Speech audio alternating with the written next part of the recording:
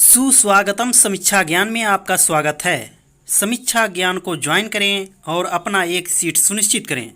देखें, यहाँ पर हम आपको TGT, PGT NET, assistant professor, NVS, KVS के एग्ज़ाम में आए हुए प्रश्नों को और आगे आने वाले एग्ज़ाम में प्रश्नों को सॉल्व कराएंगे, ताकि आप टीजीटी, पीजीटी में 120 से 125 प्रश्नों को सही कर सकें। यदि आप चैनल पर नए हैं तो सब्सक्राइब करें, ताकि आगे आने वाली जानकारी आपको मिलती रहे। कुछ आवश्यक कार्य के कारण आपको वीडियो रेगुलर नहीं मिल पा रहे थे, लेकिन अब आगे मिलते रहेंगे। तो चलें, अब प्रश्नों को सॉल्व करें। हिंदी भाषा का संबंध किससे है? ऑप्शन आपके सामने है। हिंदी भाषा का संबंध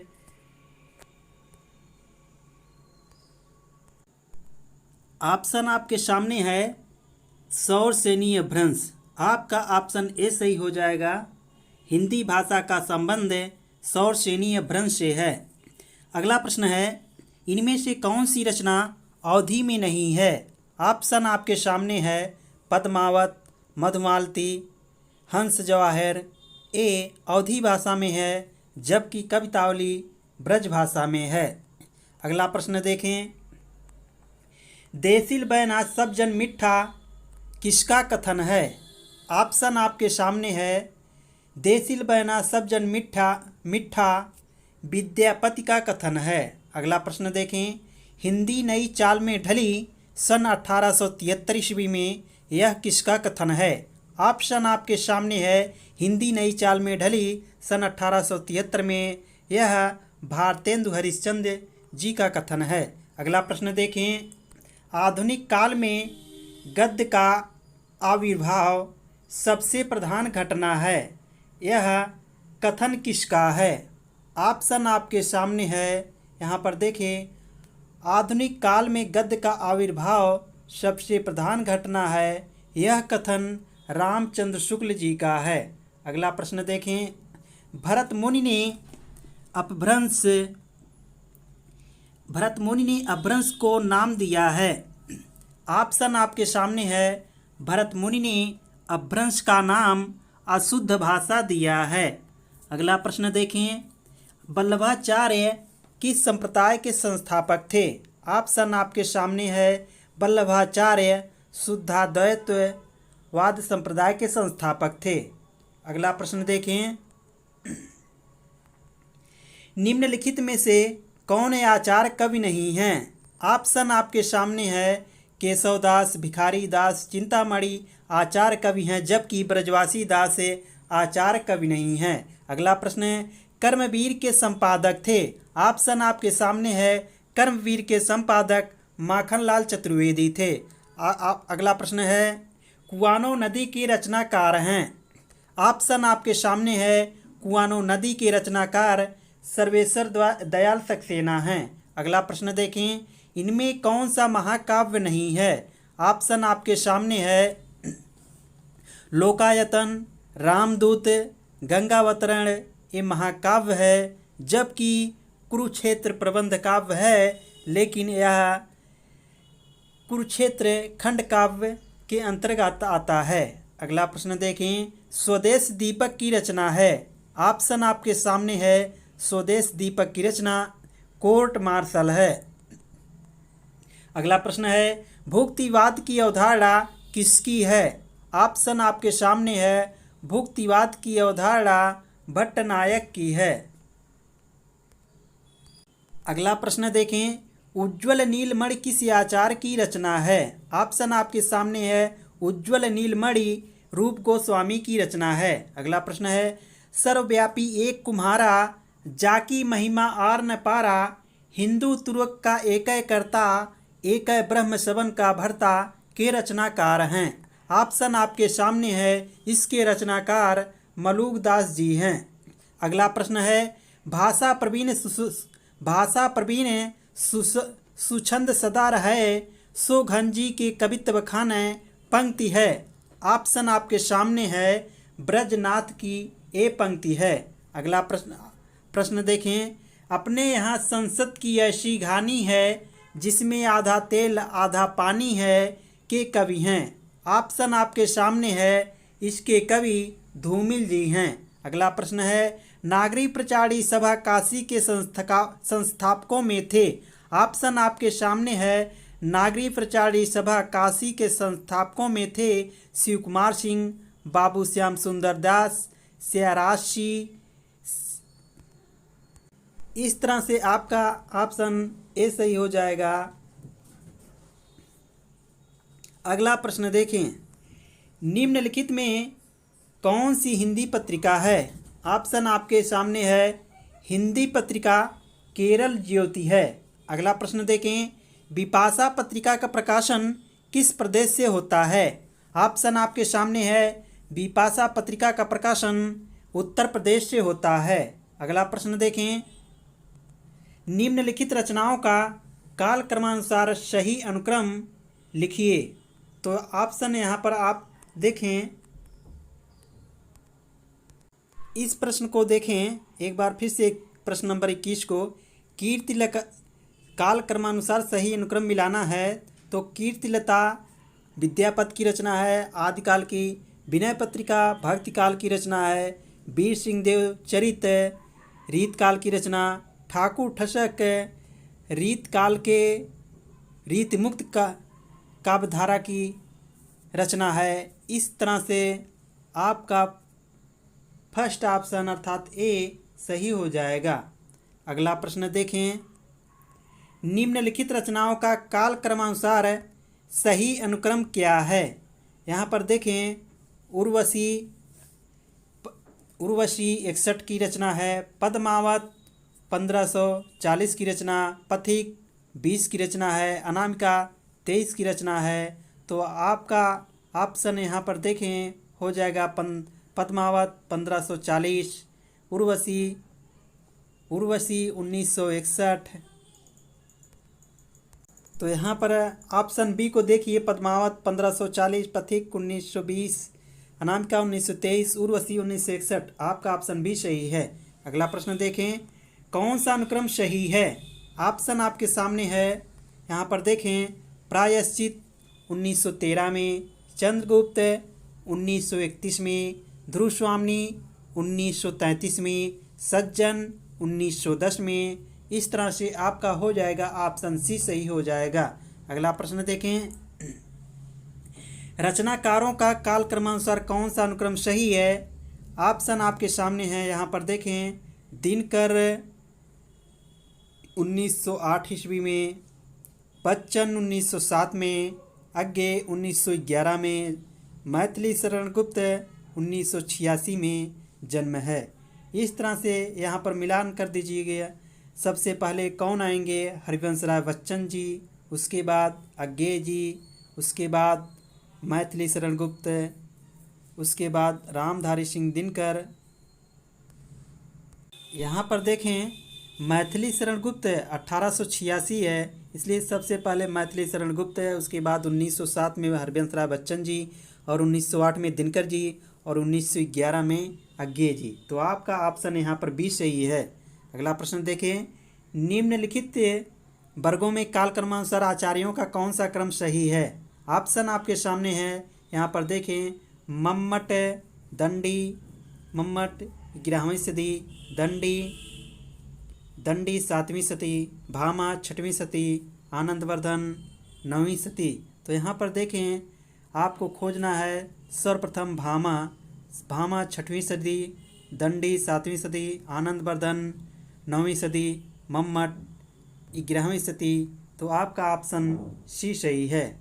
अगला प्रश्न देखें, हिंदी भाषा की बोलियों के वर्गीकरण के आधार पर छत्तीसगढ़ी बोली है। ऑप्शन आपके सामने है, हिंदी भाषा की बोलियों के वर्गीकरण के आधार पर छत्तीसगढ़ी बोली है पूर्वी हिंदी। अगला प्रश्न है, प्रेमचंद का एक सशक्त उपन्यास गोदान है। ऑप्शन आपके सामने है, प्रेमचंद का एक सशक्त उपन्यास गोदान सामाजिक है। अगला प्रश्न देखें, द्विवेदी युग के संपूर्णतः प्रतिनिधि कवि हैं। ऑप्शन आपके सामने है, द्विवेदी युग के संपूर्णतः प्रतिनिधि कवि मैथिली शरण गुप्त जी हैं। अगला प्रश्न है इंदुमती सही अनुक्रम है। ऑप्शन आपके सामने है इंदुमती 1900 ईस्वी में, हार की जीत इसका डेट कन्फर्म नहीं दे रहा है, पर्दा का भी डेट नहीं दिया है और राजा निर्वंशिया का डेट है 1957 ईस्वी में। इस तरह से सबसे पहले इंदुमती 1900 ईस्वी में, हार की जीत 1900 के बाद है, पर्दा उसके बाद की रचना है और राजा निर्वंशिया 1957 की रचना है। इस तरह से आपका ऑप्शन ए सही है। अगला प्रश्न देखें, कुरु कुरु स्वाहा किसकी रचना है? ऑप्शन आपके सामने है कुरु कुरु स्वाहा मनोहर श्याम जोशी की रचना है। अगला प्रश्न देखें, किस अनुच्छेद में वर्णित है कि किसी राज्य का विधानमंडल विधि द्वारा उस राज्य में प्रयुक्त होने वाली या किन्हीं अन्य भाषाओं को या हिंदी को शासकीय प्रयोजनों के लिए स्वीकार करेगा और ऐसा नहीं होने पर अंग्रेजी का प्रयोग यथावत रहेगा? ऑप्शन आपके सामने है, आपका ऑप्शन सी सही है, अनुच्छेद 345 में। अगला प्रश्न देखें, अनंत देवी प्रसाद के किस नाटक की पात्र है? ऑप्शन आपके सामने है, अनंत देवी स्कंदगुप्त नाटक की पात्र है। अगला प्रश्न देखें, आलोचना का विषय कवि नहीं कविता है, किसका कथन है? ऑप्शन आपके सामने है, आलोचना का विषय कवि नहीं कविता है, यह टी.एस. एलियट का कथन है। अगला प्रश्न देखें, सरापा का संबंध किससे है? ऑप्शन आपके सामने है, सरापा का संबंध सिद्ध साहित्य से है। अगला प्रश्न है, मुझे किस प्रकार का सर्वनाम है? ऑप्शन आपके सामने है, मुझे उत्तम पुरुष प्रकार का सर्वनाम है। अगला प्रश्न देखें, निम्नलिखित में से भूतकाल का भेद नहीं है। ऑप्शन आपके सामने है, भूतकाल का भेद असंदिग्ध भूत नहीं है। अगला प्रश्न देखें, मेरी तेरी उसकी बात के लेखक कौन हैं? ऑप्शन आपके सामने है, मेरी तेरी उसकी बात के लेखक यशपाल जी हैं। अगला प्रश्न है, स का उच्चारण स्थान क्या है? ऑप्शन आपके सामने है, स का उच्चारण स्थान तालव्य है। इचु यशा नाम तालव्य को याद रखिएगा। अगला प्रश्न देखें, प्रयोगवाद को पुष्ट करने वाली पत्रिका थी। ऑप्शन आपके सामने है, प्रयोगवाद को पुष्ट करने वाली पत्रिका प्रतीक है। अगला प्रश्न है, भारत भूषण अग्रवाल किस शतक के कवि हैं? ऑप्शन आपके सामने है, भारत भूषण अग्रवाल अराग प्रणेगिभा को याद रखिएगा तो आपका याद हो जाएगा तार सप्तक के कवि हैं। अराग प्रणेगिभा कह देंगे तो ये तार सप्तक का कोड याद आ जाएगा।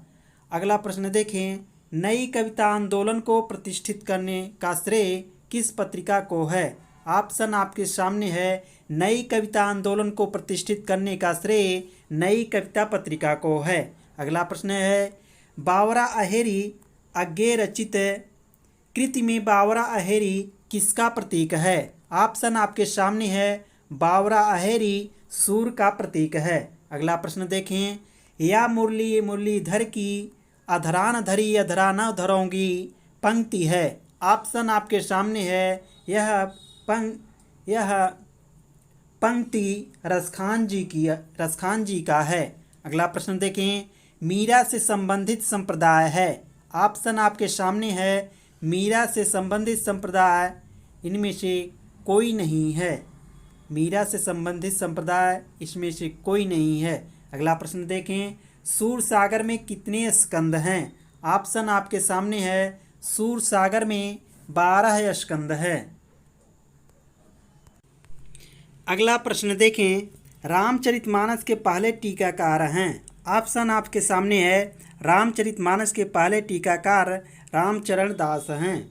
अगला प्रश्न है, वियोगी होगा पहला कवि, आह से उपजा होगा गान, पंक्ति के रचनाकार कौन हैं? ऑप्शन आपके सामने है, आपका ऑप्शन बी सही है, पंत जी हैं। अगला प्रश्न है, अधैर्य का कवि किसे कहा गया है? ऑप्शन आपके सामने है, अधैर्य का कवि दिनकर जी को कहा गया है। अगला प्रश्न देखें, सूफी काव्य के लिए प्रेम काव्य नाम किस विद्वान ने दिया है? ऑप्शन आपके सामने है, सूफी काव्य के लिए प्रेम काव्य नाम डॉक्टर राम कुमार वर्मा ने दिया है। पद्मावत को विद्वानों ने माना है। ऑप्शन आपके सामने है, पद्मावत को विद्वानों ने समासोक्ति माना है। अगला प्रश्न है, हिंदू मक पर पाँव न राख्यो का जो बहुत हिंदी भाख्यो, यह उक्त किस ग्रंथ और रचनाकार से संबंधित है। ऑप्शन आपके सामने है, यह ग्रंथ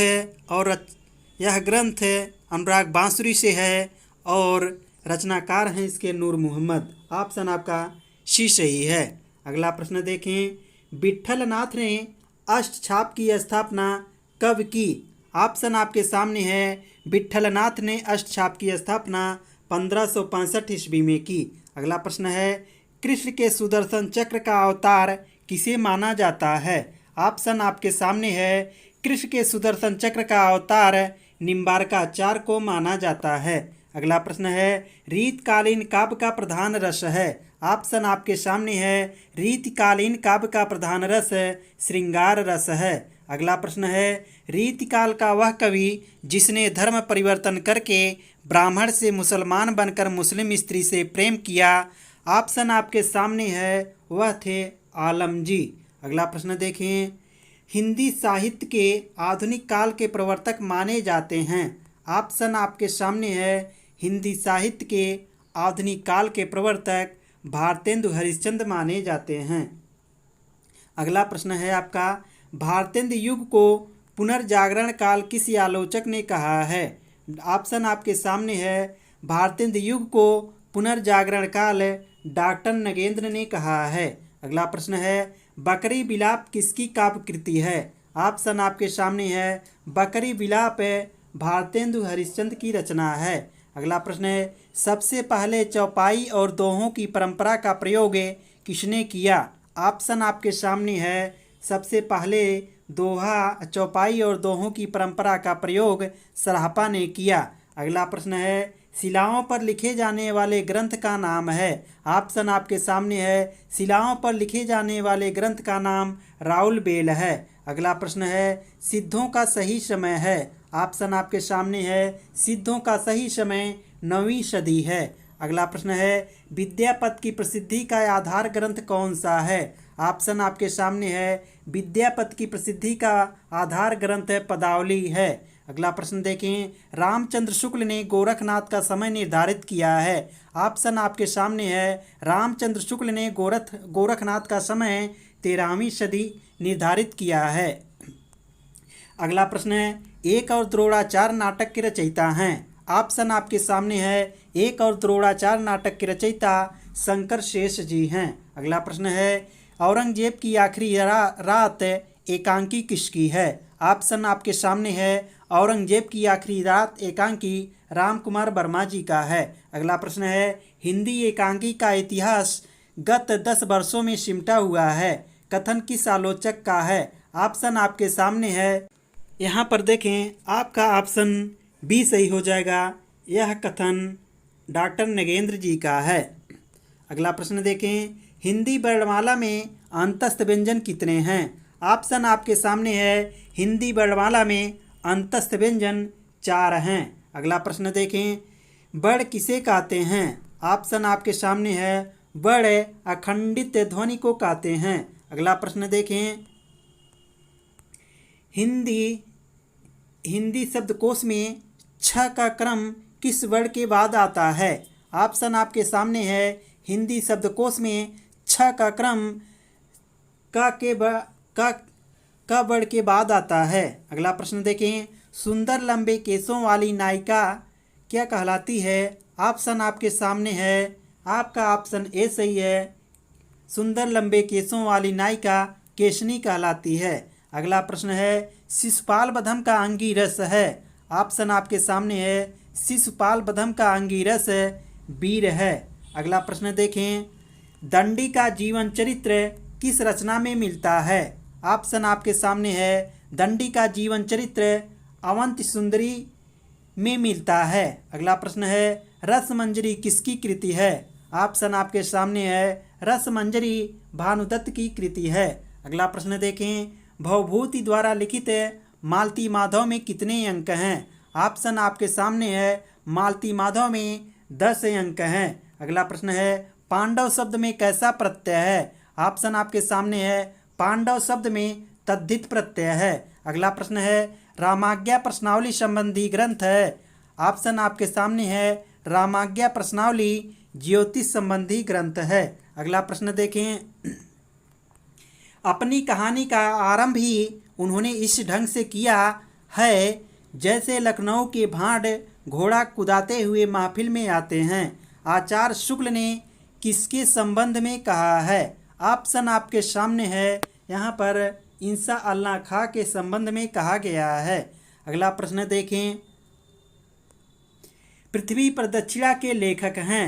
ऑप्शन आपके सामने है, पृथ्वी प्रदक्षिणा के लेखक शिव प्रसाद जी हैं। अगला प्रश्न देखें, पानी परात को हाथ छुयो नहीं, नैनन के जल सो पग धोए, किस कवि की पंक्तियां हैं? ऑप्शन आपके सामने है, पानी परात को हाथ छुयो नहीं, नैनन के जल सो पग धोए, ये पंक्तियां नरोत्तम दास की हैं। अगला प्रश्न है, गणपति चंद्रगुप्त ने प्रथम सूफी कवि किसे स्वीकार किया है? ऑप्शन आपके सामने है, गणपति चंद्रगुप्त ने प्रथम सूफी कवि असाहित्य को स्वीकार किया है। अगला प्रश्न देखें, रामेश्वर शुक्ल अंचल के काव्य संग्रह अपराजिता का प्रकाशन वर्ष क्या है? ऑप्शन आपके सामने है, अपराजिता का प्रकाशन वर्ष 1939 ईस्वी है। अगला प्रश्न देखें, लाल चूनर काव्य संग्रह है। ऑप्शन आपके सामने है, लाल चूनर रामेश्वर शुक्ल अंचल की रचना है। अगला प्रश्न है, माखनलाल चतुर्वेदी मुख्यतः किस धारा के कवि हैं? ऑप्शन आपके सामने है, माखनलाल चतुर्वेदी मुख्यतः राष्ट्रीय सांस्कृतिक काव्य धारा के कवि हैं। अगला प्रश्न है, वीरों का कैसा हो बसंत कविता के रचनाकार हैं। ऑप्शन आपके सामने है, वीरों का कैसा हो बसंत कविता के रचनाकार सुभद्रा कुमारी चौहान जी हैं। आपका ऑप्शन बी सही है, वीरों का कैसा हो बसंत कविता के रचनाकार सुभद्रा कुमारी चौहान जी हैं। अगला प्रश्न है, आधुनिक युग का वेद व्यास उपाधि किस कवि को प्राप्त है? ऑप्शन आपके सामने है, ऑप्शन आपका सी सही हो जाएगा, आधुनिक युग का वेद व्यास उपाधि दिनकर को प्राप्त है। अगला प्रश्न है, प्रतिदिन शब्द में कौन सा समास है? ऑप्शन आपके सामने है, प्रतिदिन शब्द में अव्ययी भाव समास है। अगला प्रश्न देखें, पढ़ा हुआ कितना पच गया है? ऑप्शन आपके सामने है, पढ़ा हुआ कितना पच गया का अर्थ है पढ़ा हुआ कितना आत्मसात किया है। आपका ऑप्शन ए सही है। अगला प्रश्न देखें, कार्य शब्द का तद्भव रूप बताइए। आपका ऑप्शन सामने है, कार्य शब्द का तद्भव रूप काज है।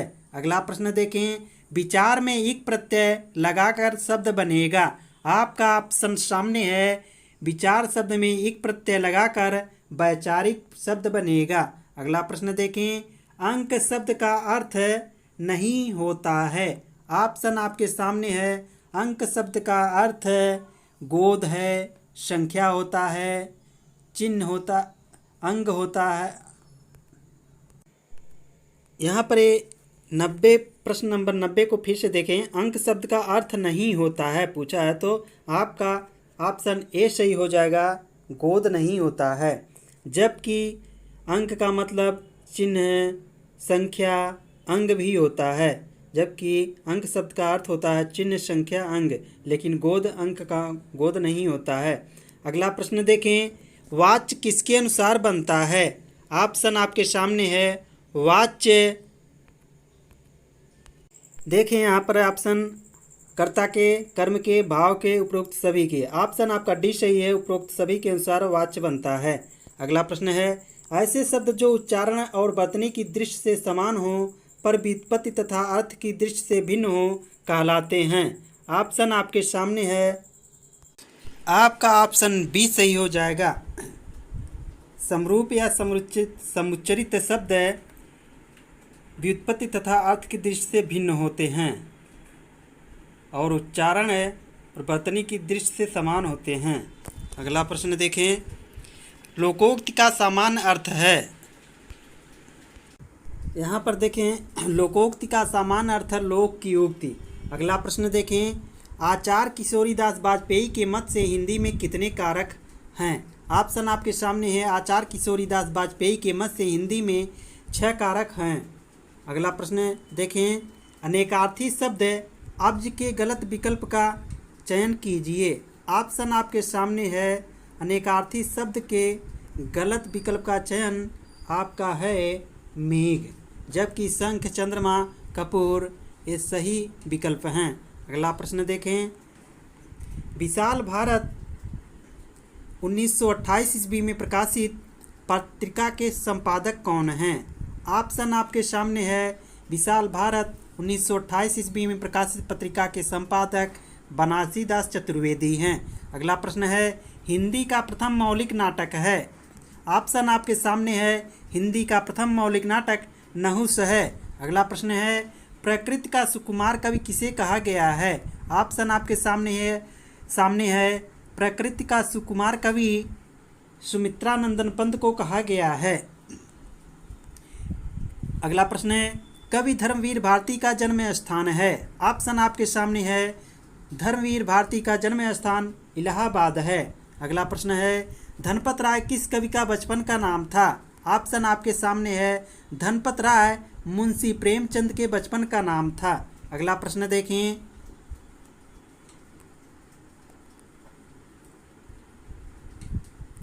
तीसरी कसम फिल्म किस लेखक की कहानी पर बनाई गई है? ऑप्शन आपके सामने है। तीसरी कसम फिल्म फणीश्वर नाथ रेणु के कहानी पर बनाई गई है। अगला प्रश्न देखें, दक्कनी हिंदी का अन्य नाम क्या है? ऑप्शन आपके सामने है। दक्कनी हिंदी का अन्य नाम हिंदवी है। अगला प्रश्न देखें, प्रगतिवाद छायावाद की भस्म से नहीं पैदा हुआ बल्कि उसका गला घोंट कर पैदा हुआ, कथन किसका है? ऑप्शन आपके सामने है। आपका ऑप्शन बी सही हो जाएगा। प्रगतिवाद छायावाद की भस्म से नहीं पैदा हुआ बल्कि उसका गला घोंट कर पैदा हुआ, यह कथन डॉक्टर नगेंद्र का है। अगला प्रश्न है, चंद्रोदय में प्रयुक्त संधि है। चंद्रोदय में प्रयुक्त संधि का नाम है। ऑप्शन आपके सामने है। चंद्रोदय में प्रयुक्त संधि चंद्र प्लस उदय आपका हो जाएगा गुण स्वर संधि। अगला प्रश्न देखें, गाजर शब्द का तत्सम रूप है। ऑप्शन आपके सामने है। गाजर शब्द का तत्सम रूप गर्जर है। अगला प्रश्न देखें, सिद्धों की भाषा कौन सी थी? ऑप्शन आपके सामने है। सिद्धों की